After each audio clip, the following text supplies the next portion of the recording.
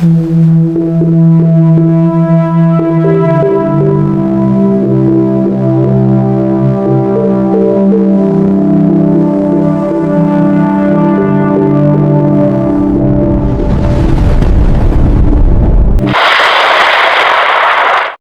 umaga po sa ating lahat. Ito po ang ating latest weather update.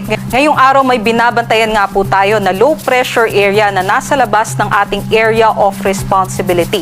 Ito nga po ay malayo sa ating bansa, mahigit 1,900 kilometers sa silangan ng extreme northern Luzon.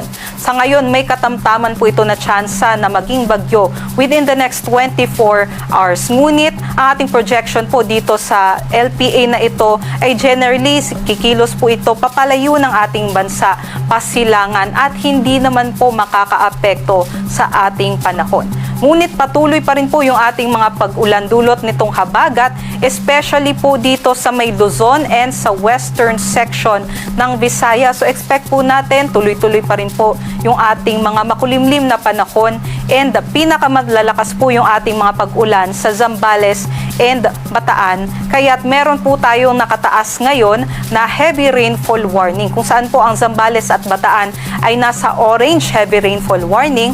Meanwhile, ito naman pong Tarlac, Pampanga, Bulacan, Metro Manila, Cavite, Batangas, Rizal, and some parts of Quezon ay nasa yellow heavy rainfall warning po ngayong 5 to 8 a.m. So ito pong mga nasa lugar na ito sa kasalukuyan ay nakakaranas po ng mga malalakas na mga pag-ulan. So doble ingat po sa ating mga kababayan dahil posible nga po yung mga flash floods and landslides.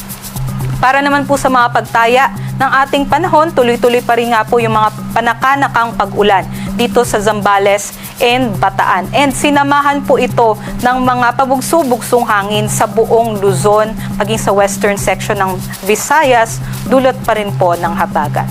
Other parts naman po ng Luzon, maging dito po sa Metro Manila, ay makakaranas ng makulimlim na panahon, mga kalat-kalat na mga pag-ulan, pagkulog at pagkidlat. So medyo matagal-tagal pa nga po tayo na makakapaglaban ng maayos sa labas. And sa atin nga pong pagtaya, dito naman po sa Bicol region, inaasahan naman po natin yung generally fair weather conditions po natin, although may chance po ng mga thunderstorms sa hapon hanggang sa gabi. Ito po yung ating mga agwat ng temperatura sa Metro Manila, 25 to 29, at pinakamataas naman po yung ating maximum temperature sa Tuguegarao hanggang 34 degrees Celsius, meanwhile sa Legazpi hanggang 33 degrees Celsius. Take note na lamang po sa ating mga kababayan dahil nga po sunod-sunod na araw na nga po tayong inuulan, especially dito po sa Luzon area, ay maaaring saturated na po yung ating mga kalupaan o malambot na nga po yung ating mga lupa, especially po doon sa mountainous regions, kagaya na lamang ng Cordillera Administrative Region, dito rin po sa may Bulacan and Rizal. Kaya't susceptible po o vulnerable po tayo sa mga landslide events. So doble ingat po sa ating mga kababayan, and always po kung may mga signs na po tayo na nakikita sa ating mga lupa na maaari nga po yung tsansa ng mga landslides, ay mag-communicate na po tayo sa ating local government units para po sa agarang evacuation. Para naman po dito sa may Palawan and western section ng Visayas, ay meron din po tayong mga maulap na panahon, dulot pa rin ng habagat. Ngunit sa malaking bahagi naman po ng Visayas and Mindanao, maaaring tirik po yung ating haring araw, especially pagsapit po ng tanghali hanggang hapon. Dahil nga po, dito po sa area na ito ay mahina po o hindi po sila apektado ng habagat. So, magdala po tayo ng mga tubig at panangga po sa matinding sikat ng araw ngayong araw, at always po stay hydrated po tayo. Posible pa rin naman po yung mga thunderstorm activities o mga panandaliang buhos ng ulan, so always din i-check yung ating thunderstorm advisories na ipinapalabas ng ating Regional Services Divisions. Ito naman po yung ating mga agwat ng temperatura, kung saan naglalaro po yung ating maximum temperature between 32 to 34 degrees Celsius. Pinakamatataas yung ating maximum temperature sa Zamboanga, Tacloban, and sa may Cagayan de Oro. So doble ingat po sa mga banta ng heat stroke and heat stress.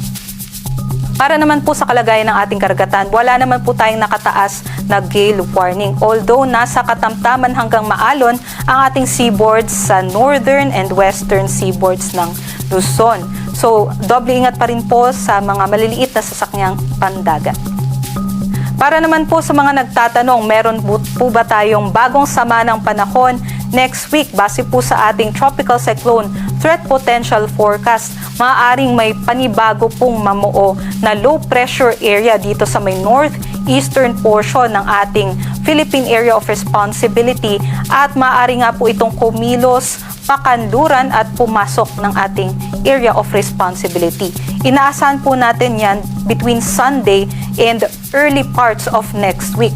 At ito nga pong potential na low pressure area ay maaaring hatakin at palakasin muli ang habagat simula Sunday onwards. Kaya't meron din po tayong itinaas na weather advisory by Sunday kung saan nakikita nga po natin yung rainfall projection ay maaring umabot ng hanggang 100 millimeters of rainfall dito sa Occidental Mindoro, Bataan, Zambales, Pangasinan, Benguet at La Union by Sunday. So ito nga pong mga lugar na ito na nasa yellow ay potential nga po magkaroon ng mga localized floodings and landslides dulot nga po ng tuloy-tuloy na pag-ulan nitong habagat. So doble ingat po at makipag-coordinate po tayo sa ating LGUs and also huwag kalimutan na always i-check ang ating mga latest weather updates.